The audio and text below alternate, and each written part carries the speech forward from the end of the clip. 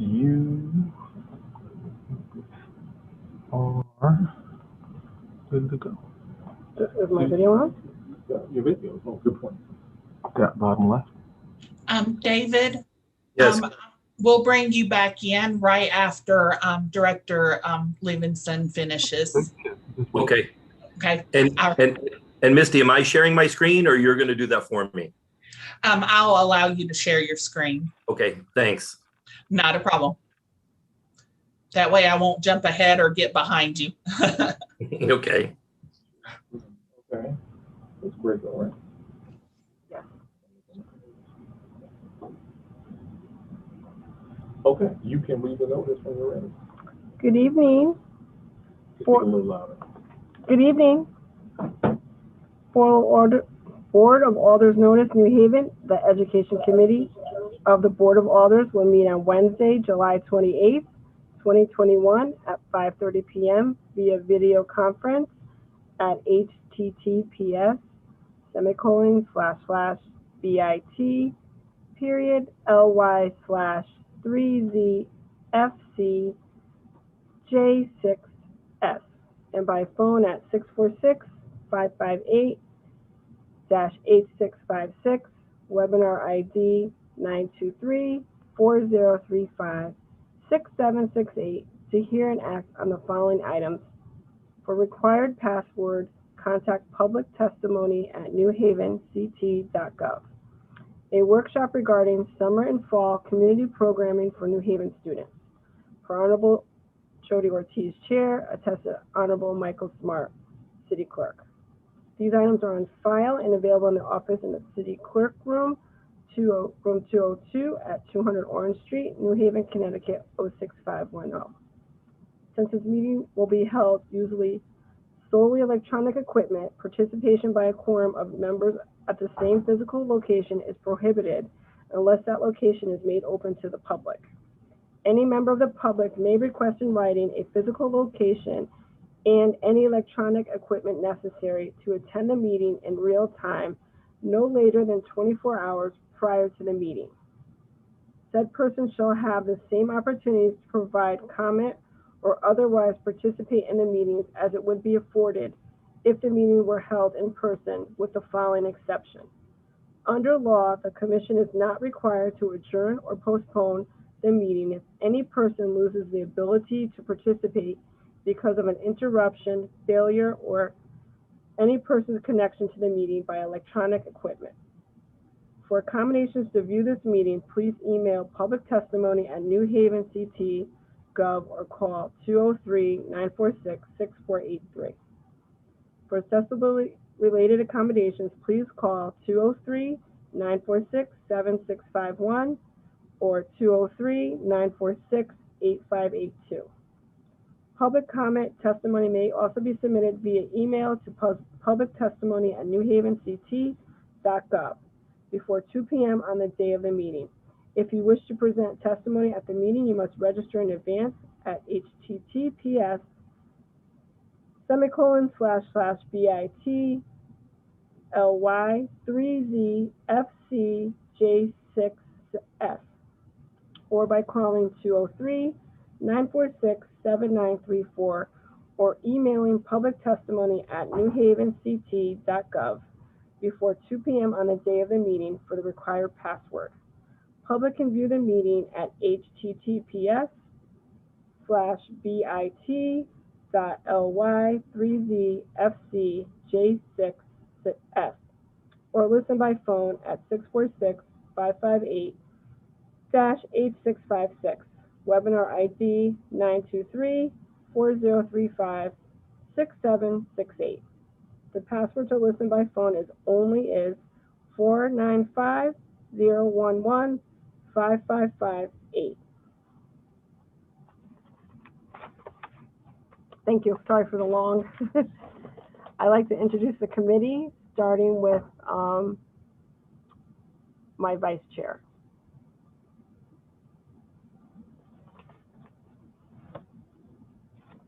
No. Alder Sabin, Alder Carmen Rodriguez, and here. Alder Salvatore DeCole is visiting. Thank you. And myself, Chair Jody Ortiz.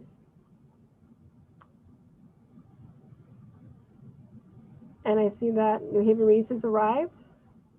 Would you like to state your name and date for the record, please? Kirsten Levinson, Wednesday, July 28th.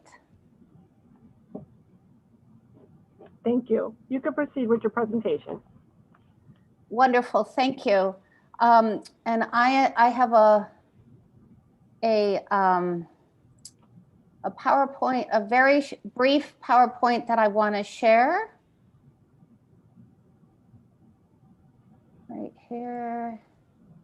Whoops. But I want to say I really would like this to be informal. And if people have any questions that they would like to ask, please just stop me at any time. First of all, I want to thank Alder Jody Ortiz for inviting me to talk about New Haven Reads. I'm very proud of the work that we're all able to do with a huge number of volunteers and community members that makes it all possible. So, sharing the joy and power of reading, that's what we're all about. And yeah, for 20 years, we started in 2001. It was like 4 or 5 locations ago. But our mission is founded to share the joy and power of reading.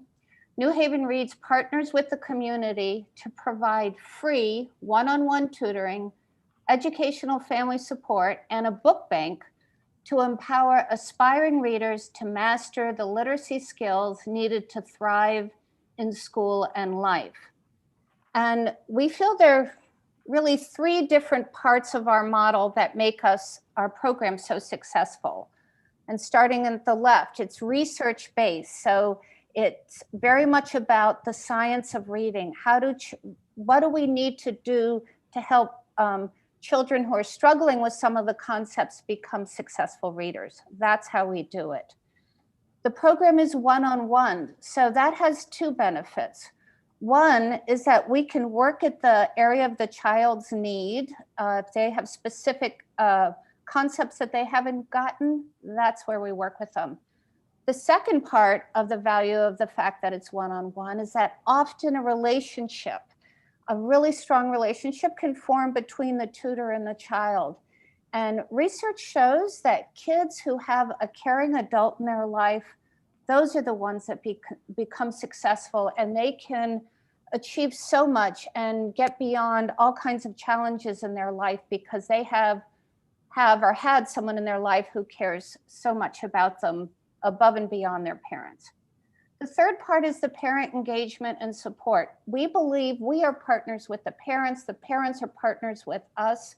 It's part of our success. We will go with the parents if they wish for us to do so to the schools at any parent-teacher meetings so that we can provide what we know about the child. We'll bring the assessment scores, we'll help to advocate for the child. So again, an important part of our success. And literacy is a powerful anti-poverty tool. And to become part of our program, the only criteria is that the child is reading below grade level. And all programs are free, so there are no costs to the participants. So in April 2020, when a time none of us will forget, when we all went behind closed doors, we very quickly and successfully pivoted our in-person program to an online program. And not only did we do that, but we also started distributing books last summer when the schools were giving out meals. We gave out thousands of books. We were there with our volunteers at the schools giving out books. And because we really wanted to enhance our program and make sure it was successful, we provided laptops and increased connectivity for our families. This summer, we are providing both in-person and online options for families. So it's a little bit crazy, but we wanted to give as much support to our families in the ways that they felt most comfortable. Our online program is very good. I have to say our in-person program is even better to have that in-person contact. So, but during the year of remote tutoring, we work with 285 students with 250 trained volunteer tutors, and 98% of our parents were satisfied or very satisfied with the program. And again, that's really important to us to have that parental relationship. And our highly structured program works. We do assess our kids in the fall and then again 7 months later. And during that window of time, 94% of them improved their literacy scores. And really, with all the problems we had with remote learning, you know, kids walking around, sometimes before we were able to fix their internet, they'd go on and off and everything else. We had great success with our kids. And I'm also very proud of the fact that almost 60% of the kids improved their independent reading level by a whole grade level or more during that 7-month period. And that's actually pretty outstanding. You might have seen in the New York Times, there was an article in the newspaper that said so many kids lost ground. Well, our kids did just the opposite. And while we are working with 285 kids during the school year, right now we have 200 kids on our wait list. And the ability to read, and you all know this, in a very real way determines a child's destiny. So these are some of the statistics that talks about some of the challenges we have in this city and across the country. 66% of New Haven third graders are reading below grade level, and this is a key predictor for future academic success. So this is a concern. 33% of local children live in poverty. 89% of the kids that come to New Haven Reads are from low-income homes. On average, 55% of third and fourth graders who read below grade level will fail to graduate from high school without an intervention program like New Haven Reads. It's absolutely critical these kids get help, and we're here to do that. High school dropouts typically earn $10,000 less per year than their peers who graduate, and $36,000 less than those who earn a bachelor's degree or greater per year. So it's about $260,000 in lost wages over their lifetime. So that's kind of we don't want to end on that kind of sobering note, because New Haven Reads really does some great things. Let me tell you what's going on in some of these pictures. So the woman by the car, we just handed that child some of workbooks and paper, maybe a laptop, whiteboards, markers. The child in the middle, this was pre-COVID, he doesn't have a mask on. We're always trying to give away books. I think he might have a Wimpy Kid book.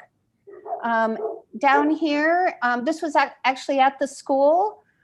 We were giving away all kinds of books at this. I think this was actually Columbus. And you can see the kids very happy to get those books. Here we are in person. Here we are this summer and trying to keep a distance, wearing masks. We've improved the ventilation, and the tutoring goes on. And up here in the top right is the screen that a tutor and a child may see where they're reading together, the tutor giving support to a child. So in a nutshell, that's kind of what we do.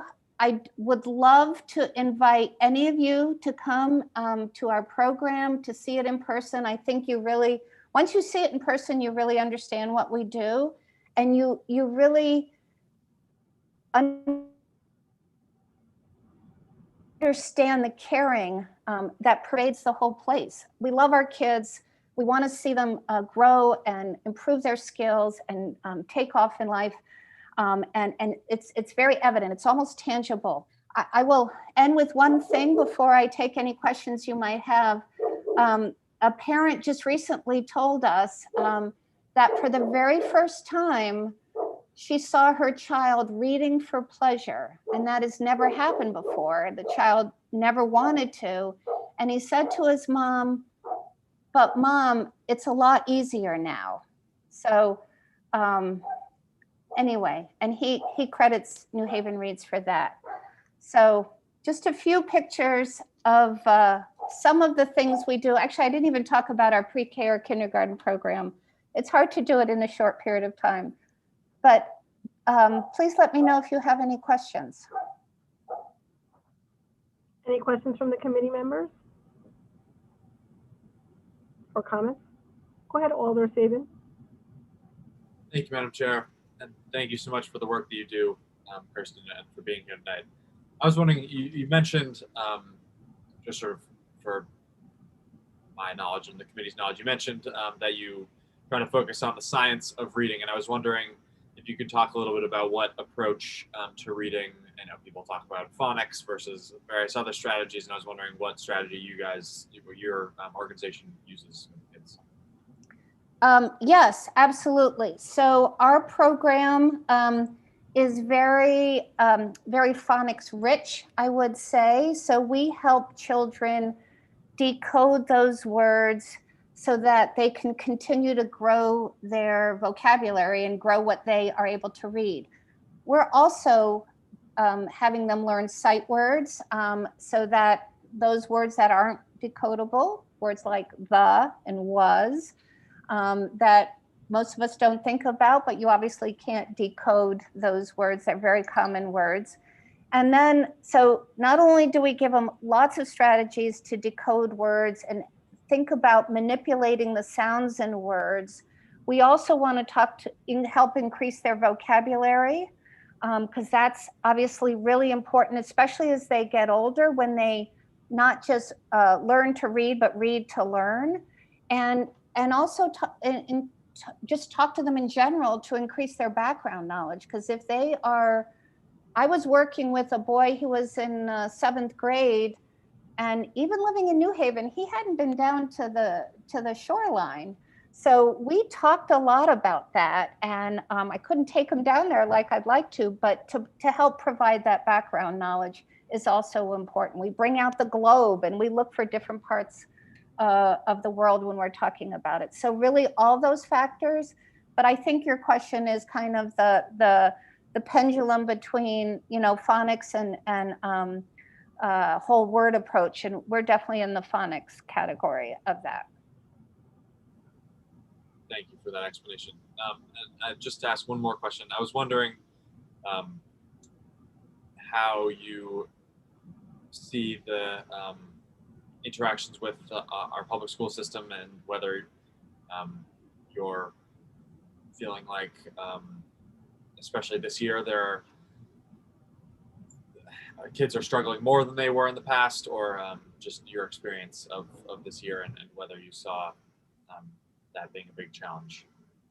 You know, my hat goes off to the school teachers. It has to have been, I know it's been extremely stressful and difficult for them, and they were doing the very best they could under challenging circumstances. And I know our staff felt the same way. I was just talking to one of our staff, and she says, I'm feeling burnout. I thought, oh gosh. So no, it's been very difficult. But to this kind of second part of your question, as I mentioned earlier, we have a kindergarten program that we run in the summer. It is in person. The kids all wear masks.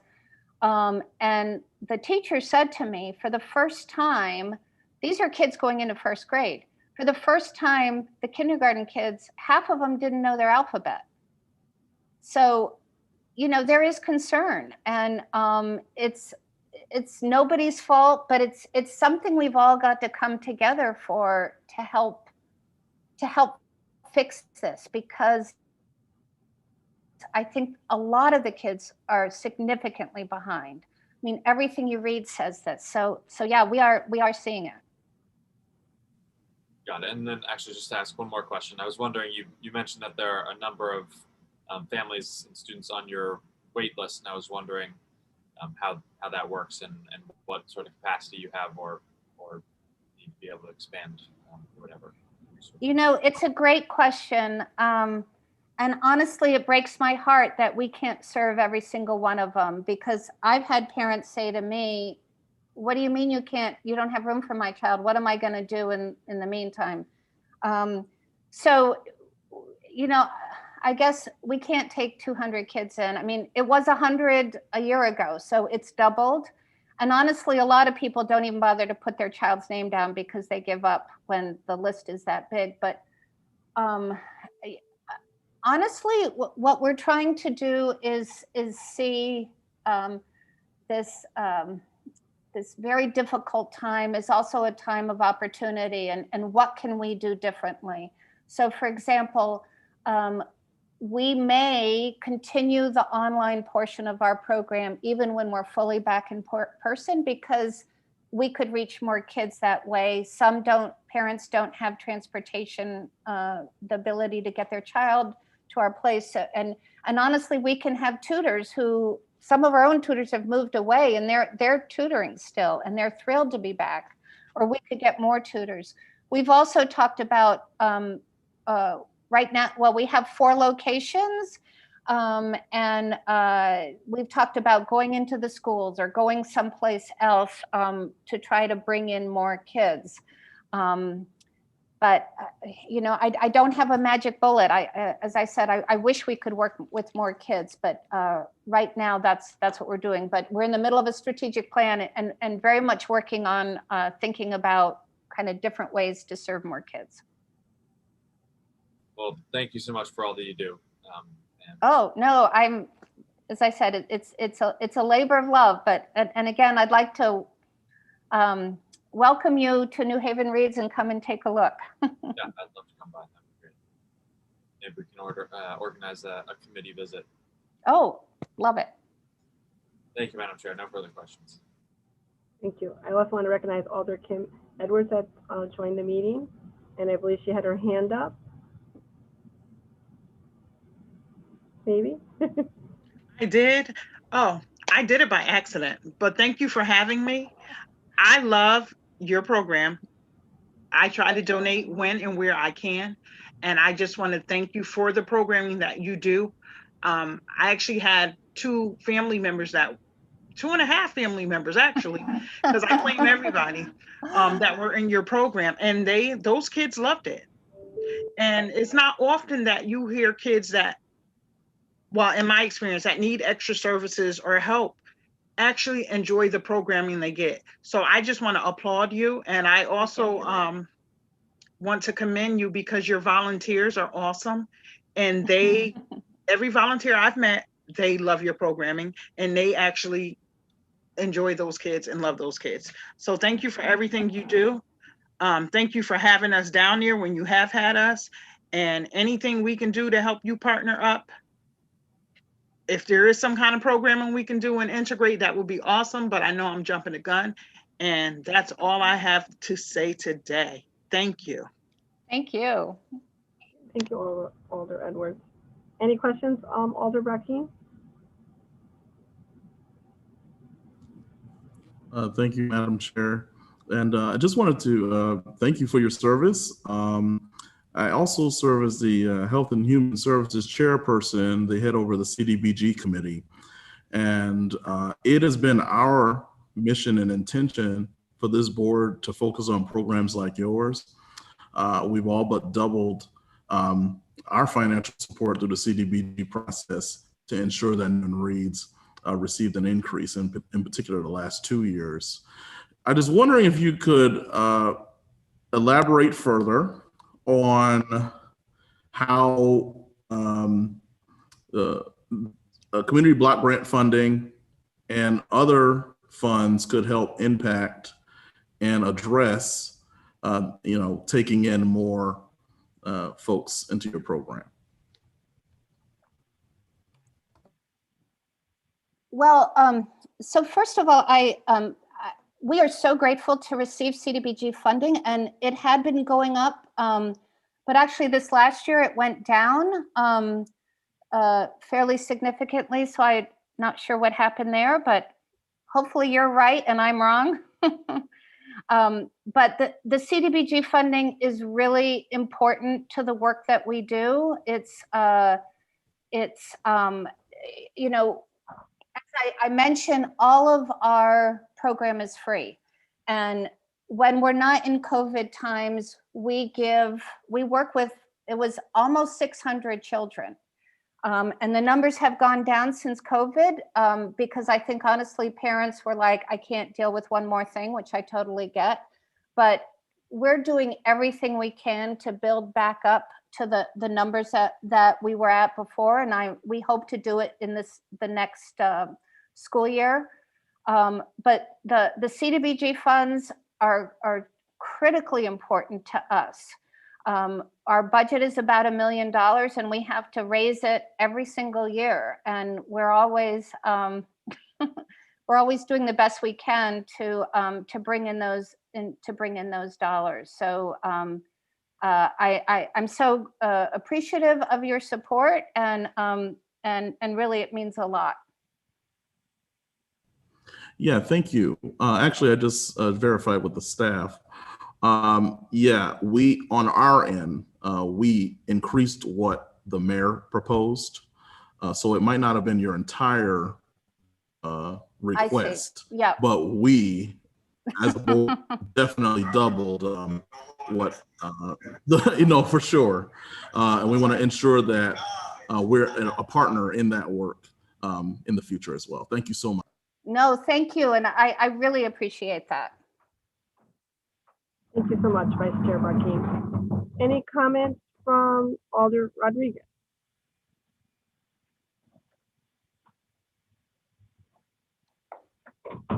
Sorry, I'm commuting back and forth to work. So I too know about New Haven Reads and thank you so much for the program. Correct me if I'm wrong, did you start at the substations many years ago? Well, it would have been before my time, but I've only been here 11 years. But I believe that's a new one for me, but I think we started on Park Avenue, and then we went a place I'm not sure about, and then we went to Audubon.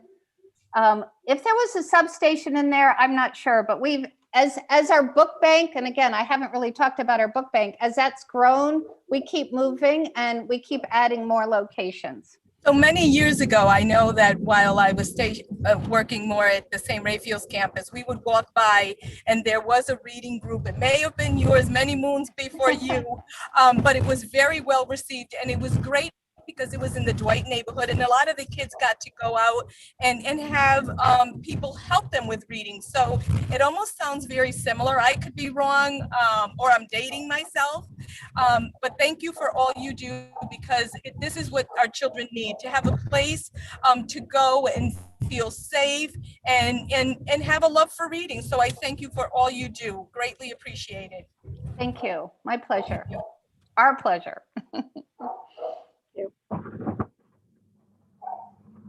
Any other questions from the committee? I'd like to just thank again New Haven Reads for all the work they do for all the children they service. Every day I meet somebody that's happy about New Haven Reads. Teachers we're giving books to weekly during the whole pandemic, wherever they need for their children to have kids pick up at the schools. Also, my children have been going to you guys since they were in kindergarten, so I love the program.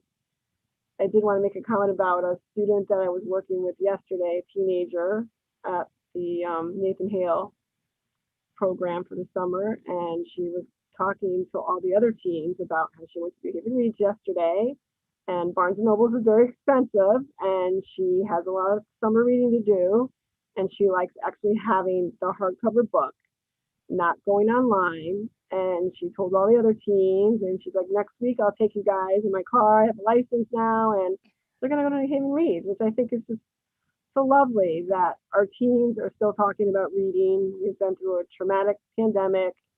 They're seniors in high school, and they're talking about going to New Haven Reads, which I just love.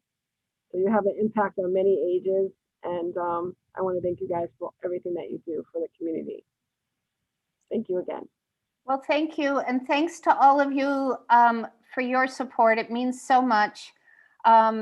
If you have any questions for me, my email is my first name, Kirsten, Kirsten, at newhavenreads.org. Just feel free to contact me.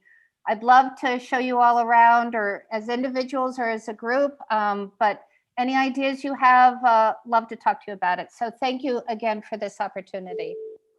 And I Thank have you a so board meeting to go to, so I'm gonna jump off. Okay, bye-bye. Thank you so much. Thank you, really appreciate it. We also have another guest tonight, Arte.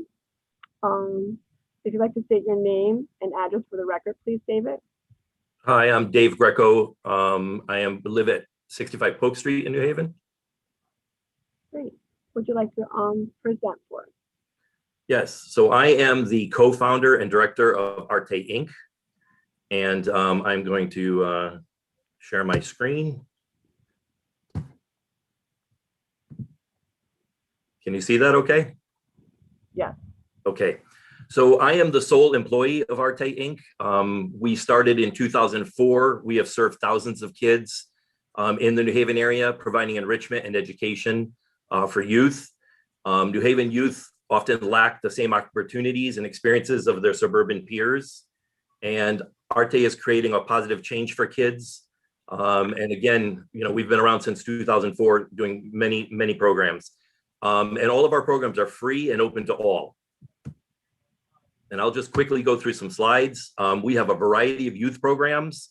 This past school year, we had 23 different after-school programs in a variety of different topics. We did everything virtually this year, obviously with COVID, which actually had a few struggles back in spring of last year, but turned out to be extremely successful this year. We did really well with our virtual programs. We have a SLATE program, which is kind of cut off on my screen. That's a really intensive life and social skills program in kids in 7th and 8th grade that has been extremely successful. We have a Saturday Academy that teaches kids all sorts of arts and cultural type of things. We do that at the Atwater Center when we're live. This past year, we've done it virtually. We had 110 kids participating this past year virtually. All the kids must have their cameras on to participate. And we had an average of 75 kids every single Saturday online taking various classes. After they take their individual classes in guitar and piano and singing and a variety of different topics, they come to a general session where the kids get to show and tell and show their talents and express themselves. The kids are extremely encouraging of one another. Amazing comments by the kids, towards each other in the chat feature of the classrooms, and it's been extremely successful. We do a lot of college readiness programs. We do college-bound road trips where we take 7th and 8th graders to a college or university for the first time. They tour the campus. They meet other college students. They hear from the admissions office. They have lunch. And for the first time in many of their lives, they can experience or envision college as an option. When I get on the bus, I ask how many want to go to college. Maybe a quarter of them raise their hand. By the end of the day, they all have their hands up when I ask them the same question. So they're turned on to college for the first time. We have awarded since 2004 $93,000 in scholarships. Our scholarship applications are due the end of August. So we'll be rewarding another probably $6,000, $7,000 this year. We've taken 3 cultural educational trips. Kids that graduate from the SLATE program, which is our life skills program, have an opportunity to go to Puerto Rico. They stay at the University of Puerto Rico for 5 nights. There's lectures each morning by a professor on different topics. And then we take a trip in the island that ties in with the lesson plan that they learned in the morning.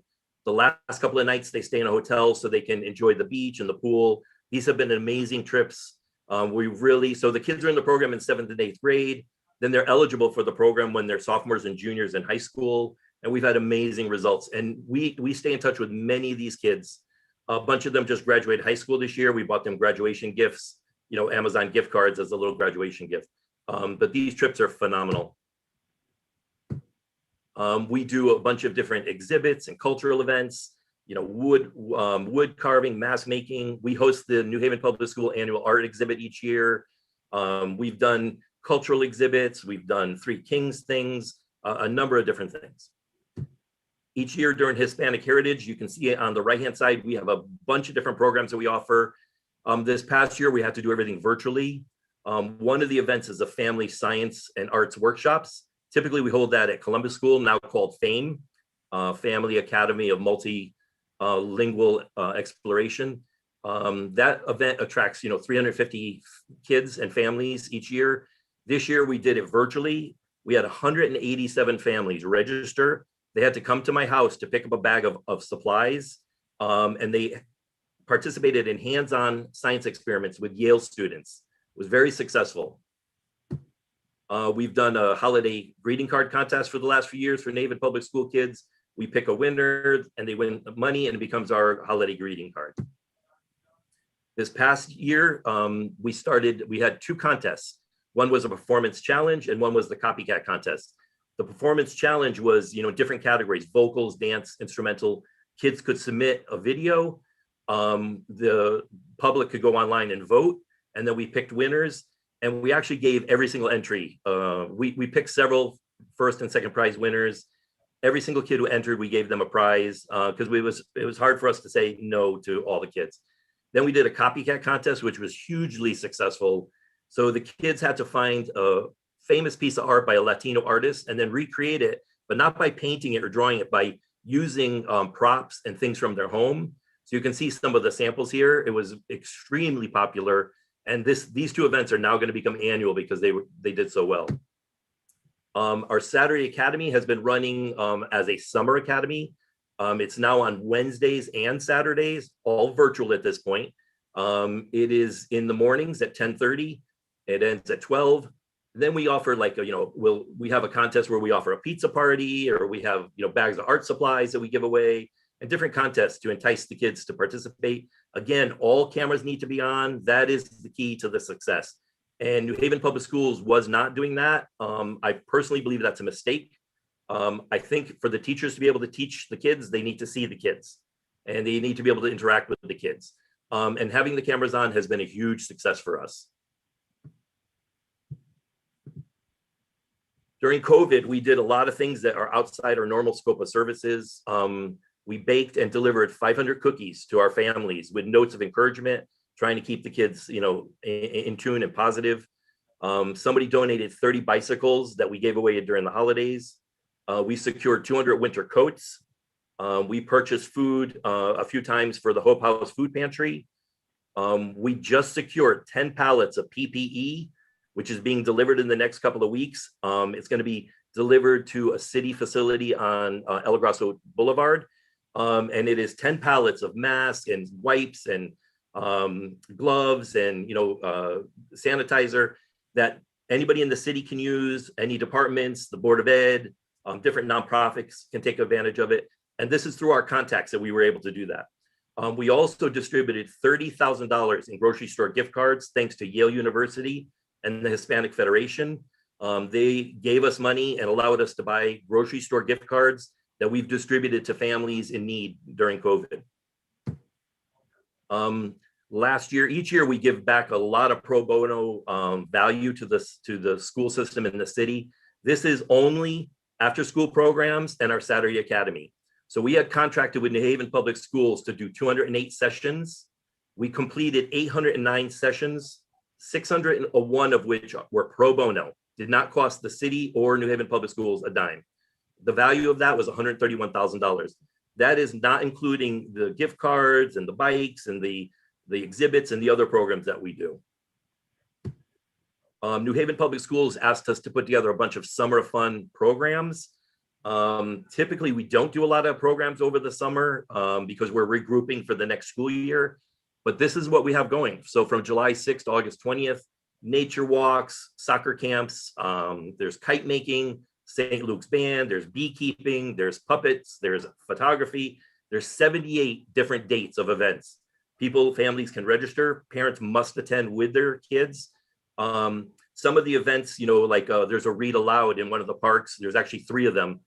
We bought beach blankets. So each family gets to take home a beach blanket. For the kite making, each kid will get to make their own kite. And then we bought kites that they can also take home. And that'll be at Lighthouse Park where kids can fly the kites.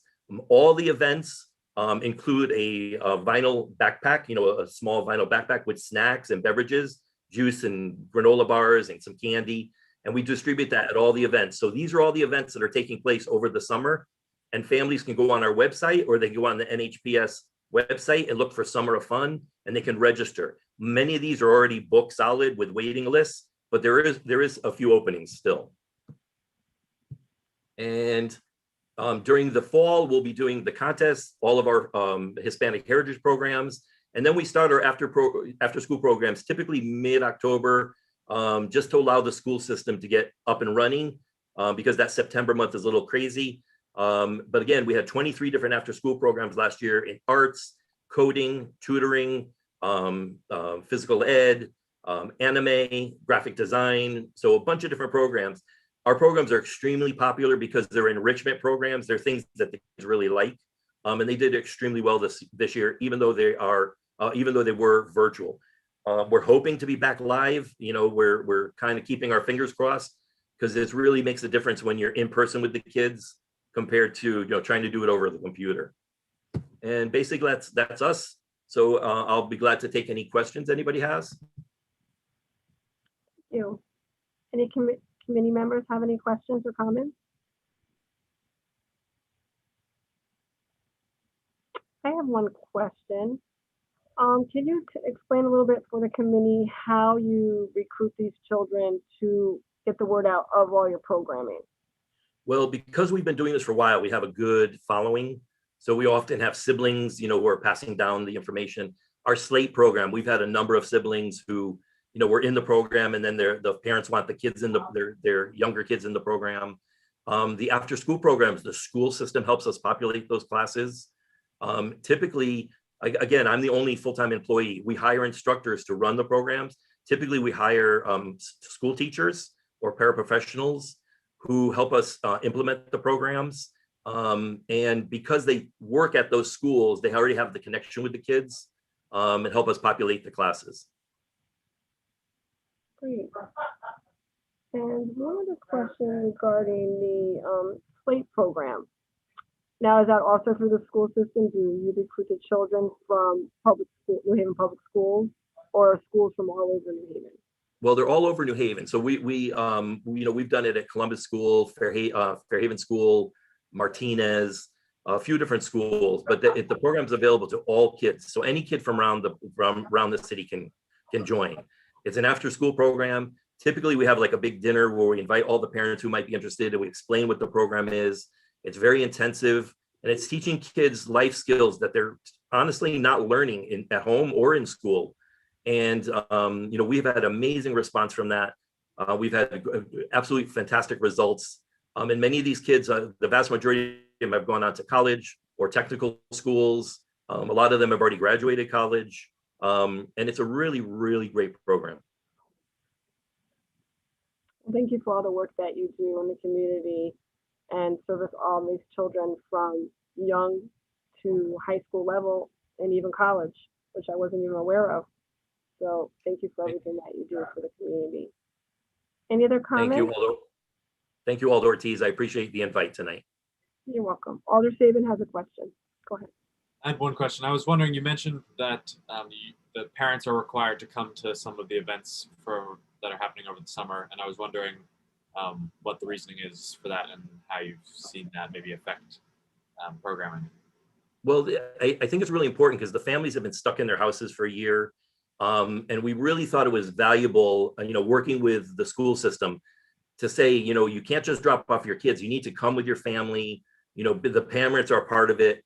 We had a soccer camp, and there was literally 2 grandmas there, and I went to, check it out and drop off the snacks.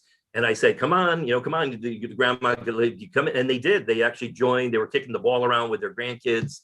And I think it's really important that that bonding is there, and and it creates this this energy, among the whole group. And I think that's really important.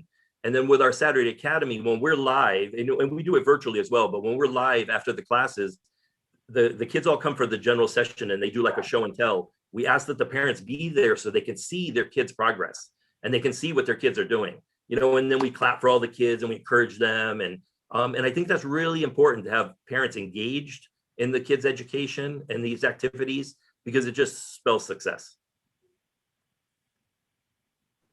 That's great. Thank you for all the work you do. Thank you. Thank you again for everything that you do for the community. Anytime. Thank you so much for having me. You're welcome. Would anyone like to speak from the public on this matter? Would anyone like to speak on the public on this matter? Would anyone from the public like to speak on this matter? I'd like to now entertain a motion to close the public portion of this meeting. Can I get a second? Second. All in favor?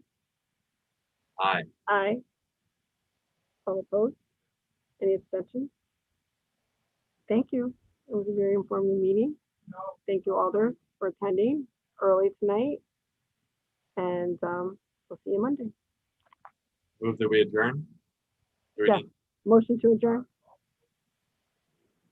Second. All in favor? Aye. Aye. Motion carries. Good night. Good night. Thank you for having me.